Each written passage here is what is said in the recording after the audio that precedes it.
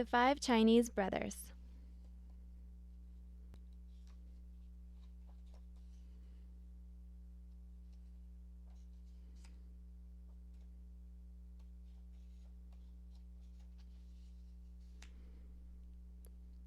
Once upon a time, there were 5 Chinese brothers, and they all looked exactly alike. They lived with their mother in a little house not far from the sea. The first Chinese brother could swallow the sea.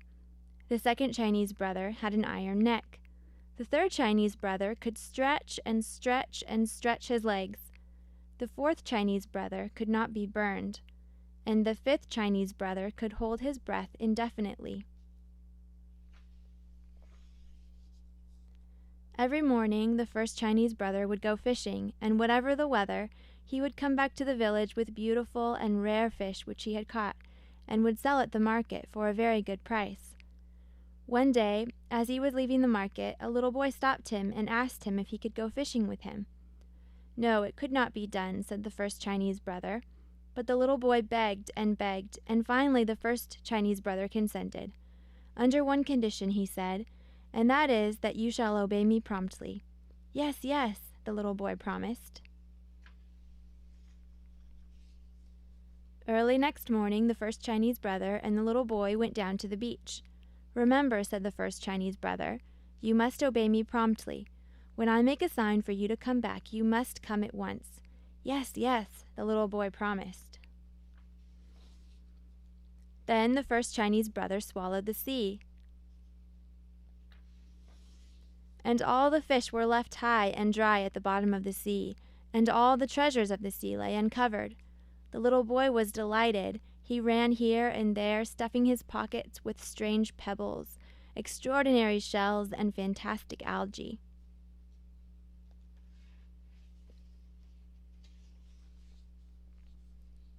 Near the shore, the first Chinese brother gathered some fish while he kept holding the sea in his mouth. Presently he grew tired. It is very hard to hold the sea. So he made a sign with his hand for the little boy to come back. The little boy saw him but paid no attention.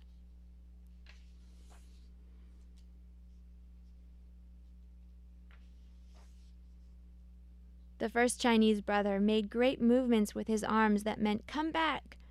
But did the little boy care? Not a bit, and he ran farther away. Then the first Chinese brother felt the sea swelling inside him, and he made desperate gestures to call the little boy back. But the little boy made faces at him and fled as fast as he could. The first Chinese brother held the sea until he thought he was going to burst. All of a sudden, the sea forced its way out of his mouth and went back to its bed, and the little boy disappeared. When the first Chinese brother returned to the village alone, he was arrested, put in prison, tried, and condemned to have his head cut off. On the morning of the execution, he said to the judge, "Your Honor, will you allow me to go and bid my mother goodbye?" "It is only fair," said the judge. So the first Chinese brother went home, and the second Chinese brother came back in his place. All the people were assembled on the village square to witness the execution. The executioner took his sword and struck a mighty blow.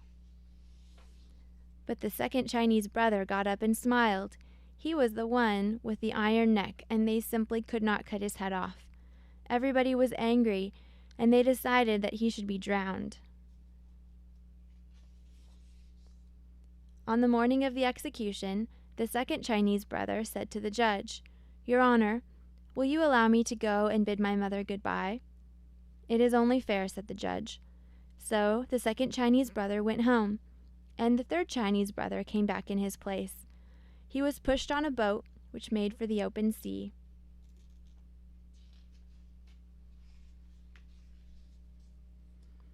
When they were far out on the ocean, the third Chinese brother was thrown overboard.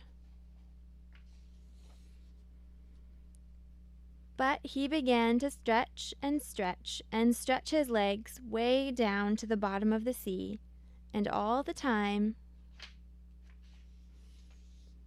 His smiling face was bobbing up and down on the crest of the waves. He simply could not be drowned.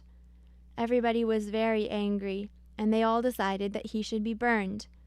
On the morning of the execution, the third Chinese brother said to the judge, "Your Honor, will you allow me to go and bid my mother goodbye?" "It is only fair," said the judge. So the third Chinese brother went home, and the fourth Chinese brother came back in his place.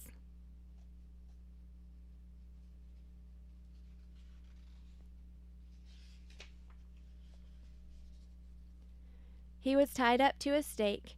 Fire was set to it, and all the people stood around watching it. In the midst of the flames they heard him say, "This is quite pleasant."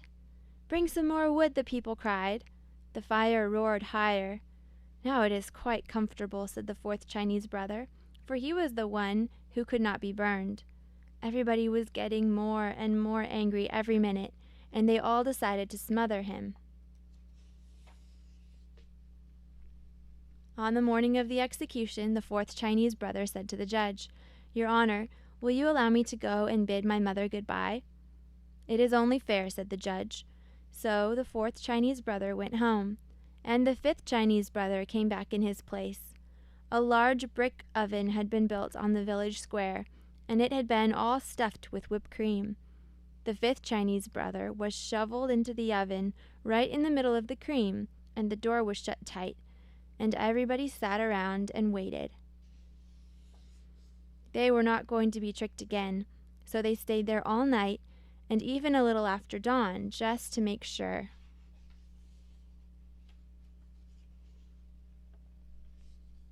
Then they opened the door and pulled him out, and he shook himself and said, "My, that was a good sleep." Everybody stared open-mouthed and round-eyed, but the judge stepped forward and said, "We have tried to get rid of you in every possible way, and somehow it cannot be done. It must be that you are innocent." "Yes, yes," shouted all the people. So they let him go, and he went home. And the 5 Chinese brothers and their mother all lived together happily for many years.